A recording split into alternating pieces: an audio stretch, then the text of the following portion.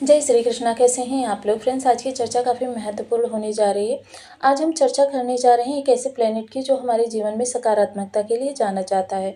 अगर इस एकमात्र ग्रह की सकारात्मकता हमको नहीं प्राप्त होती है तो अन्य ग्रह जो 8 ग्रह हैं उनके होने ना होने का भी हमको कोई लाभ नहीं मिलता। अगर हम बात करें तो देखिए 8 ग्रह राजयोग बनाकर हमको अपार धन दे देते हैं, लेकिन वही धन जो होता है वो हमारे लिए चीटिंग का कारण बन जाता है, हमारा जीवन कष्टमय बन जाता है, क्लेश का कारण बन जाता है। हमारे पास परिवार बहुत है, लेकिन वही परिवार हमको किसी से प्रेम नहीं प्राप्त होता, किसी से सम्मान नहीं प्राप्त होता। हमेशा तू-तू मैं-मैं की स्थिति बनी रहती है। फलता जीवन दूभर। हमारे पास सुख-सुविधाएँ बहुत हैं, लेकिन उन सुख-सुविधाओं का हम लाभ नहीं उठा पाते हैं, क्योंकि हमारे गुरु जो होते हैं हमसे प्रतिकूल होकर बैठे हुए होते हैं। अब गुरु जो कि देखिए तृतीय भाव में उच्च के हुए थे, इन्होंने अपना राशि परिवर्तन करके आपके मिथुन राशि में चले गए थे। कर्क राशि में गुरु उच्च के होने के कारण देखिए, जब ग्रह उच्च का होता है तो जिन चीज़ों का उसके पास कारकत्व होता है बहुत ज़्यादा शानदार प्रभाव देता है, लेकिन गुरु कर्क राशि में ही वक्री हो गए। अब जब वक्री ग्रह होता है तो वो धीरे-धीरे अपने बल को क्षीण करना प्रारंभ करता है। अब जब ग्रह का बल ही नहीं होगा तो आपको लाभ किस तरीके से मिलेगा। अब क्षीण करते-करते बल गुरु ने इस भाव का स्थानांतरण कर दिया, क्योंकि पहले बल क्षीण होता है और बल को हम जानते किस प्रकार से हैं, डिग्री के द्वारा। क्योंकि ग्रह विपरीत अवस्था में डिग्री अपना घटाने लगता है, यानी कि उसका बल क्षीण होने लगता है। अब जब धीरे-धीरे बल क्षीण होने लगा, यानी कि आपकी योग्यता ही अयोग्यता सिद्ध हो गई, आपकी दक्षता आपके लिए कष्टप्रद बन गई। आप अपनी योग्यता का पूर्ण लाभ नहीं उठा पाए। जो चीज़ें आपके लिए अभी तक अनुकूल हो रही थी वही प्रतिकूलता में परिवर्तित हो गई। काफ़ी ज़्यादा विषम परिस्थितियाँ आपके सामने पिछले समय में आई। आप जितना चीज़ों को सँभालने का प्रयास करते थे उतनी ही चीज़ें आपसे दूर जा रही। जैसे कि हम सभी लोग जानते हैं कि गुरु जिस स्थान पर है मिथुन राशि यानी शत्रु राशि, भाव शुक्र का, क्योंकि कालपुरुष की कुंडली के अनुसार अगर देखा जाए तो यहाँ पर 2 नंबर की राशि यानी वृषभ राशि होती है। 2 नंबर की राशि यानी कि गुरु का स्थान, जिस कारण से ये सम स्थान पर है, लेकिन मिथुन राशि में होने के कारण थोड़ी सी प्रतिकूलता उस कारण से बढ़ी और थोड़ी सी प्रतिकूलता वक्री होने के कारण बढ़ी, क्योंकि जब ग्रह वक्री अवस्था में यहाँ पर आया तो उसने 30 डिग्री से प्रवेश किया। 30 डिग्री से प्रवेश करने के कारण क्या हुआ कि उसने मृतावस्था से प्रवेश किया। अब मृत व्यक्ति क्या ही करेगा।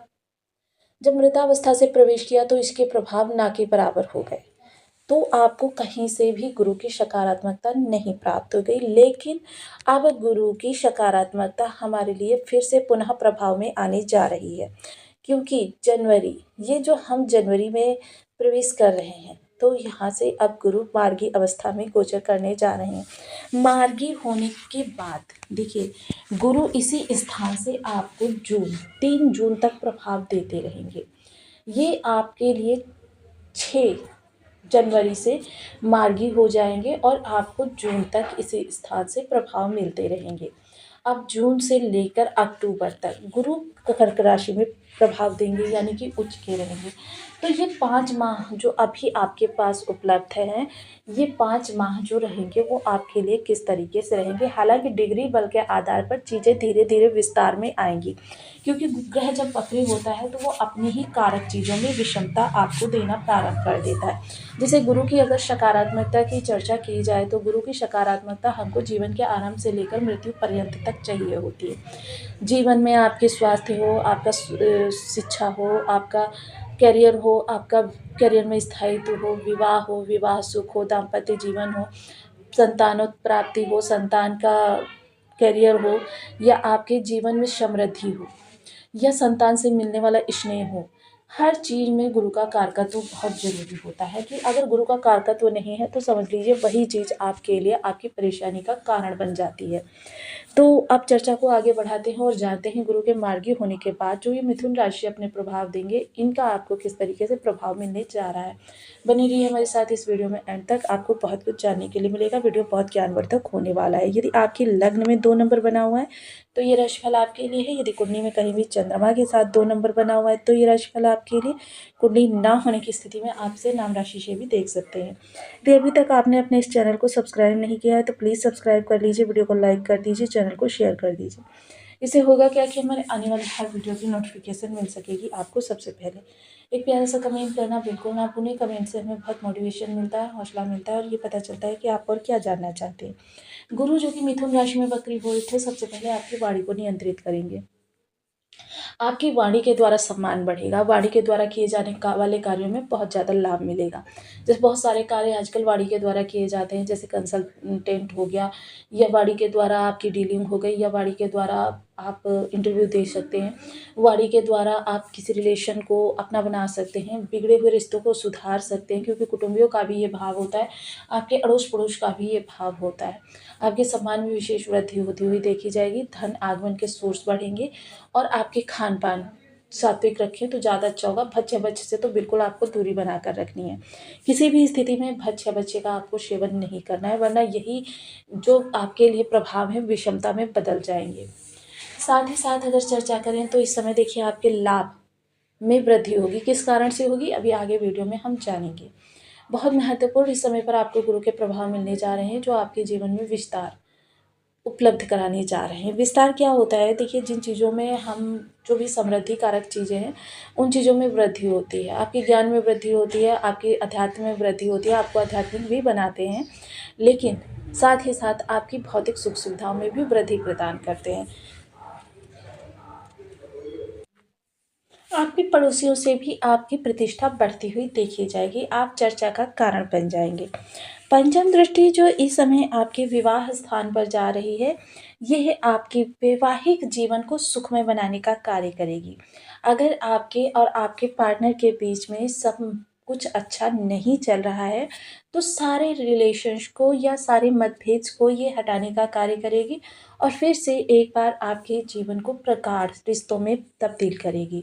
साथ ही साथ जीवन साथी के स्वभाव में जो रूडनेस या आपको इग्नोरेंस चीज़ें देखने में आ रही थी, वो चीज़ें अब समाप्त होंगी, जिसकी वजह से आपकी लाइफ काफ़ी खुशहाल हो सकेगी।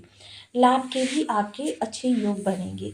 साथ ही साथ जो लोग भी बिजनेस से जुड़े हुए हैं या बिजनेस करना चाहते हैं, उनके लिए बहुत अच्छा स्कोप रहेगा इस समय पर। उनके बिजनेस में विस्तार आता हुआ दिखाई देगा, बिजनेस अच्छी प्रगति पर आता हुआ दिखाई देगा।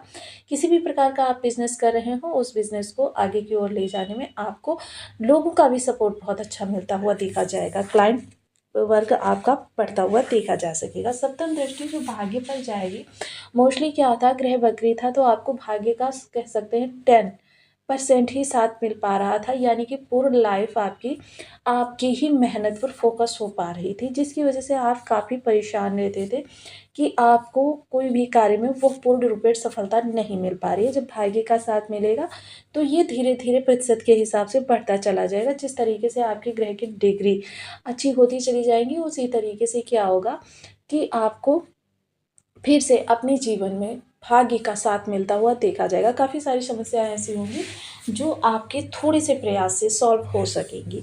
पिता के कार्य कारोबार में या पिता के स्वास्थ्य में किसी प्रकार की समस्या बनी हुई थी, जो आपके लिए चिंता का कारण थी, वो अब समाप्त होगी और आपका जीवन फिर से एक बार अच्छी स्थिति में आ सकेगा। नवम दृष्टि जो लाभ पर जाएगी, तो लाभ के लिए आप क्या करते हैं? व्यवसाय करते हैं या आप जॉब करते हैं? दोनों ही चीज़ों में, क्योंकि व्यवसाय कर रहे हैं तो व्यवसाय को विस्तार मिलेगा, क्योंकि गुरु की एक दृष्टि व्यवसाय पर भी है।